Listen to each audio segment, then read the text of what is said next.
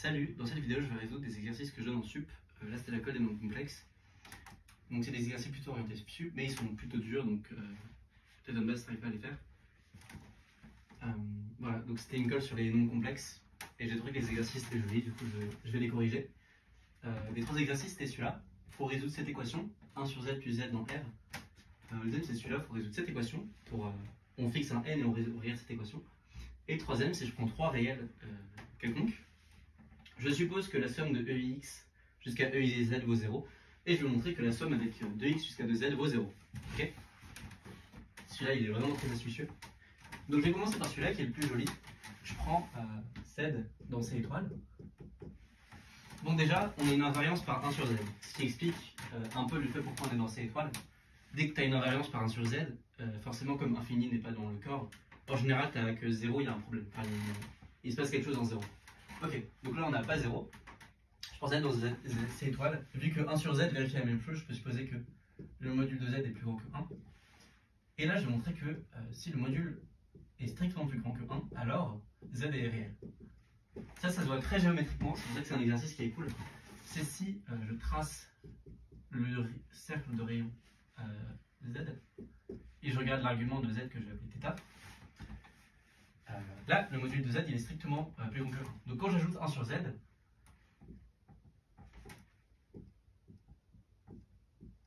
qui est strictement plus petit que z, on peut pas arriver en fait, on peut pas arriver dans R sauf si θ égale 0. Ok? Enfin, c'est géométrique. On monte de module de z cos θ, enfin de module de z sin θ, pardon, et on descend de 1 sur z, 1 sur module de z sin θ. Donc si le module de z est plus grand que 1, ça va pas marcher. Ok? Donc c'est ça le point de la preuve, c'est qu'on sépare comme ça les cas module de z égale 1 et z dans R. Et à partir de là, c'est terminé parce qu'on doit vérifier que si le module de z est égal à 1, alors ça marche, parce que 1 sur z, ça va être z bar, donc ça va être la partie réelle de mon point sur le cercle unité. Et si je suis dans R, bah forcément ça marche. Quand j'ai posé la colle, en fait, il m'a oublié les éléments qui étaient sur U, et j'ai pas du tout vu. Donc je suis un peu dégoûté. C'est pour ça aussi que je corrige cet exercice, pour essayer un peu de réparer mon karma mathématique. Là aussi, je me suis fait arnaquer.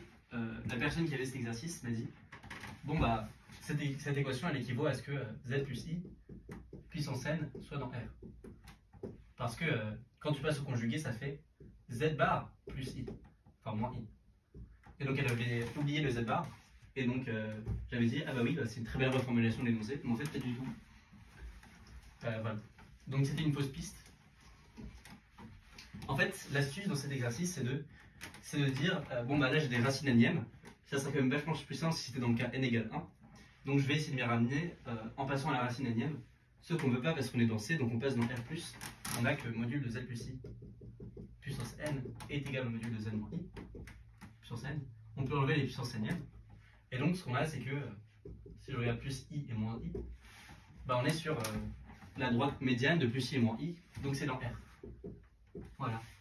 Et l'exercice est à peu près terminé parce que tu sais que z est dans R, z vérifie z plus i puissance n dans R, donc tu sais que l'argument de z plus i il est congru à pi sur n, modulo de pi, enfin il est congru à k fois pi sur n, modulo de pi, et ensuite tu peux en tirer les renseignements que tu veux sur z, juste parce que en fait, l'argument de z plus i, tu le connais. Tu peux l'exprimer en fonction de z et... ouais, voilà, tu peux l'exprimer en fonction des z. Parce que là, tu as z, là, tu as 1, c'est i du coup.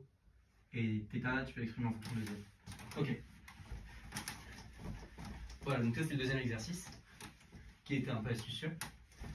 Le troisième exercice, là encore plus. En fait, il faut remarquer, celui qui a fait ça, il s'est direct lancé dans des calculs super compliqués, genre des pages et des pages. En fait, il avait mis la première équation au carré, et ensuite il essayait de montrer que tous les termes croisés étaient nuls. Enfin, je me souviens quand j'étais en sup, j'avais essayé de faire ça, et c'était impossible. Donc je lui ai dit ça. Et en fait, la clé de l'exercice, c'est de se demander géométriquement qu'est-ce que ça veut dire que 3 points sur le cercle unité valent 0. Et en fait, ça veut dire que modulo une multiplication, c'est 1 j et moins j. Okay, parce on peut supposer que x égale 0, quitte à factoriser par EIX le terme en haut, on suppose x égale 0, et donc on a 1 plus u plus v égale 0. Si on passe à la partie imaginaire, on a que la partie imaginaire de u c'est moins la partie imaginaire de v. Okay, donc v c'est égal à u bar.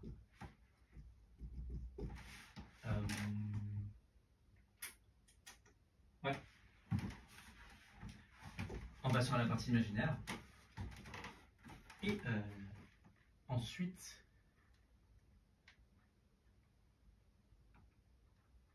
ah oui, ensuite c'est bon, parce qu'on a partie réelle de u qui est égale à moins 1 sur 2. Parce que tu passes à la partie réelle, tu as 2 fois partie réelle de u est égale à moins 1. Et donc ré de u égale moins 1 sur 2. Ça c'est une unique solution, c'est u égale j ou j carré. Okay, donc en fait l'astuce c'est de dire que bah, si j'ai une solution ici, ça veut dire que quitte à considérer que x égale 0, EIY c'est égal à j, quitte à les permuter, EIZ c'est égal à j carré. Et là l'astuce c'est de dire que quand je mets j et j carré au carré, ça les permute. Parce que j puissance 4 c'est égal à j puissance 1. Et donc bah forcément on a que la somme des carrés vaut 0. Voilà. Donc ça c'était 3 exercices géométriques, mais très marrants, que j'ai posés en sup. Et voilà.